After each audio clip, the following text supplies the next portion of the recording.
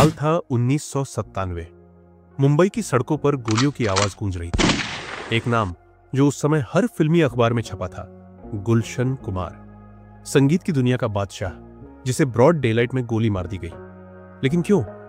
एक film producer की हत्या के पीछे माफिया क्यों था? जवाब था बॉलीवुड और माफिया का गहरा रिश्ता।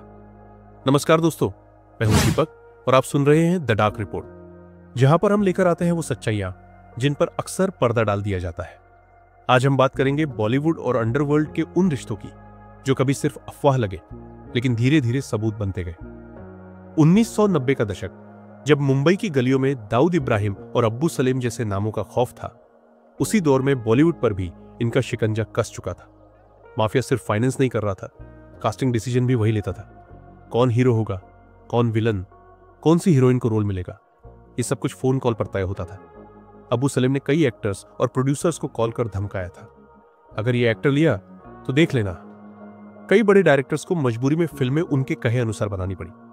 क्या आपको पता है, कई फिल्मों की ओपनिंग कमाई का हिस्सा सीधे माफिया को जाता था।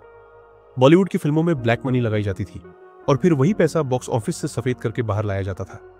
दाऊद का गैंग दुबई और मलेशिया से पैसा भेजता, फिल्में प्रोड्यूस होती और मुनाफा सीधा अंडरवर्ल्ड के अकाउंट में। 2000 के शुरुआती दशक में कई बॉलीवुड स्टार्स को दुबई में दाऊद इब्राहिम की पार्टियों में देखा गया। कुछ फोटो आज भी इंटरनेट पर घूम रही हैं, जहां बड़े सितारे एक टेबल पर दाऊद के साथ बैठे हैं। कई एक्टर्स ने बाद में कहा कि उन्हें पता नहीं था वो पार्टी किसकी थी। लेकिन सवाल यह है, क्या यह सिर्फ संयोग था या जानबूझकर इन रिश्तों को पाला जा रहा था? गुलशन कुमार, जिनकी कंपनी टी सीरीज आज म्यूजिक इंडस्ट्री की रानी है, उन्हें 1997 में अब्बू सलीम के कहने पर मार दिया गया। कारण, उन्होंने प्रोटेक्शन मनी देने से इनकार कर दिया था और जब उनकी हत्या हुई तब फिल्म इंडस्ट्री की बड़ी हस्तियों ने मुंह बंद रखा, शायद डर के मारे, शायद मजबूरी में। कई लोग सोचते हैं कि अब सब कुछ बदल चुका है, लेकिन क्या वाकई आज भी फिल्म फाइनेंसिंग में कुछ ऐसे नाम शामिल हैं जो सीधे न सही पर बेनामी कंपनियों और फ्रंट्स के जरिए माफिया से जुड़े हो सकते हैं?